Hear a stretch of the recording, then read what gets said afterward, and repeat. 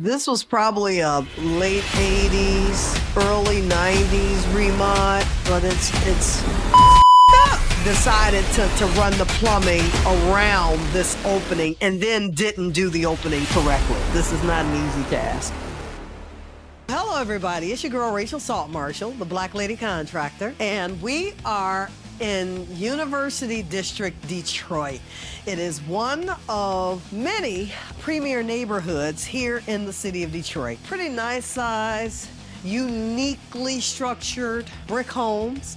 The brick you're not gonna find anywhere else. They don't even make the stuff anymore. This project consists of a kitchen, a nook area that has a dome ceiling with ornate crown molding. Also, 2 bathrooms that each sit atop each other. So we have a second floor bathroom and we have a third floor bathroom that we have to completely gut and remodel. So we are anticipating this project taking us 90 days. That is with inspections and everything. So rough inspection and then our finals. Hardwood flooring is going in the kitchen, new hardwood in the nook area. The plaster nook area is actually going to be replicated. My plasterer, Mr. Charles Muhammad, will be coming in to make a plaster mold of the crown that's in here.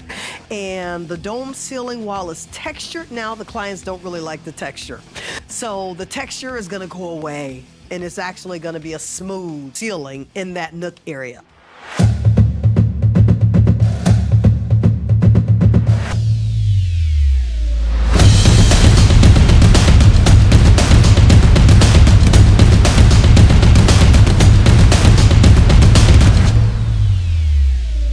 So this is our dilemma.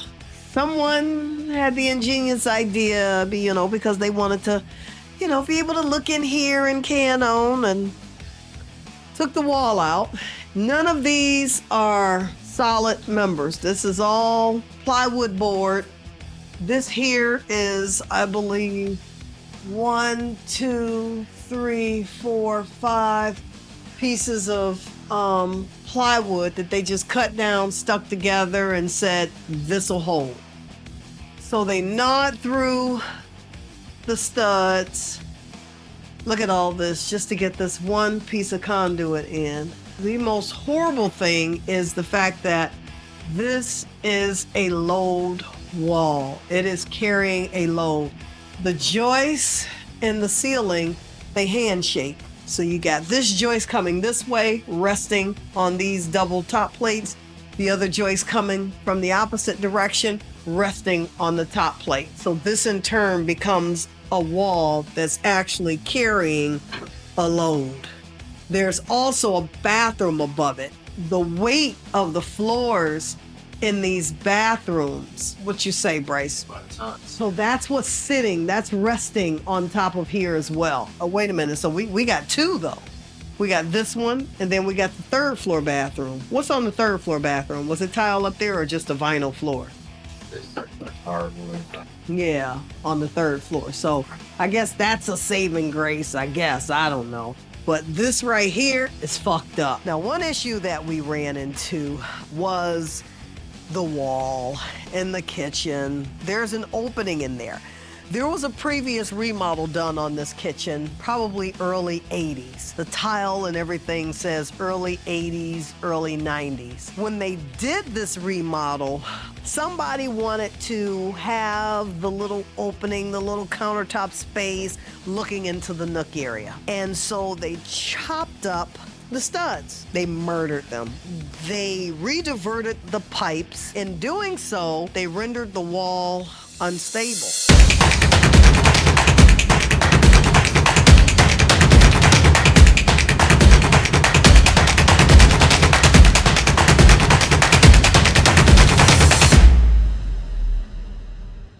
And so we got to figure out how to make this right. Normally, we'd build a wall in front or build a wall at the back to catch the 2 sistering joists and then take everything out. But in this case, inside of here is a dome ceiling. Figure a ceiling is dome, but it has a significant arch as far as in here. We can install a wall as far as in here and install a wall back here.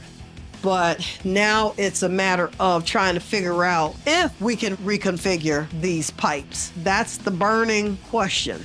I'm the black man contractor with Eldon Rose Contracting. Today we just put up our containment, and basically that's just closing off any of the rooms that we aren't working with. That's covering up the floors and the common areas like the hallway, the stairwell, because there is one bathroom on the second floor and one bathroom on the third. So we had to cover up the stairs, cover the floor in the hallway. Yeah, and then we had to cover up, of course, with 6 mil plastic, all the doorways, any openings into rooms where we weren't doing work at. Once all that got up, we set up our air scrubbers to cool all the dust out and to blow out clean air, and we started tearing out the kitchen. The next couple of days, we're gonna get to work on the bathrooms. I guess the main issue that I ran into was the ceiling. It was plaster set over metal lath. Usually it's plaster set over, wood slats, but this one in particular had metal lath along the entire ceiling. So that one, it took a hell of a lot longer than I thought it would, tearing that out.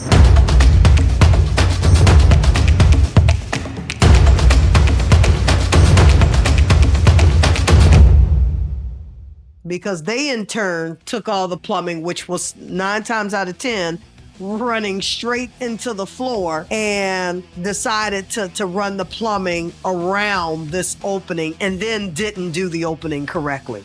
See, this is the shit I'm talking about when we talk about Pookie and RayRay contractors. This is like straight bullshit. And the homeowner had no clue. They just came into their kitchen. They had the opening that they always wanted and thought nothing of it until years later. You get from the weight and everything from upstairs, you get this crazy cracking and things are happening and you're not understanding why it's happening because, of course, you paid all this money for this renovation. And so you're figuring, it's nothing. This was probably a late 80s, early 90s remod, but it's fucked up. What happens a lot of times, when people do remodels in these areas is that you get that contractor that's not understanding as far as exactly what it is or where it is that they are and what it is that they're taking away from the property. So the one thing that I always try to do is convince the client as far as to keep some of those historical aspects of the property. Ornate crown plastered molding is in a sense a dying breed. It's very expensive as far as to replicate and so on and so forth. So when I see a contractor go in and gut perfectly fine plastered molding, it burns my soul because that is like the most, can I cuss? Oh yeah, absolutely. Ignorant shit in the world. I mean, the epitome of fucked upness when that happens. So when I see contractors and I see homeowners or whatever come in from California and everywhere else and they see it, oh no, that's gotta go. We gotta take that out. It's like bullshit.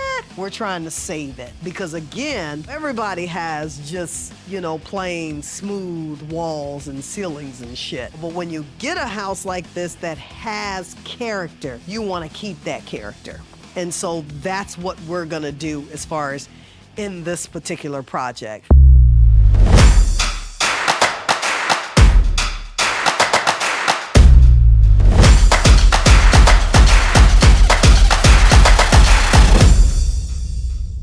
So I got to figure out how I'm going to get a solid run from the floor up and then from the floor up over on the other side, and then to get another supportive member in the inside to support the new headers that have to go in. And I'm going to have to do a 2x10 header. So with a 2x10 header, that's going to drop this right about in here somewhere. But I got to get some solid members in here as well.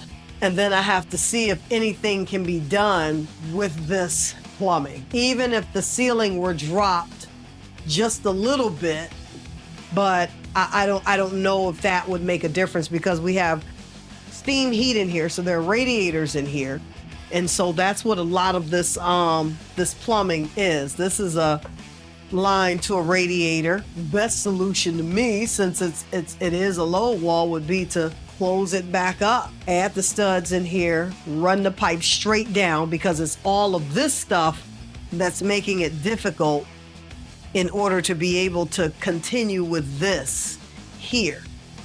So if it's closed back up, then these can all go straight and we can bring the structural integrity back to the wall. That would be my solution. But then, you know, homeowners get in, they get used to something, and it's like, but that'll take away from my view into the space and so on and so forth. And so how do you save that? How do you salvage that with what's going on? If we came on top of this wall with another wall, we still got to catch the sister joist that's resting back there on that top plate. This is not an easy task.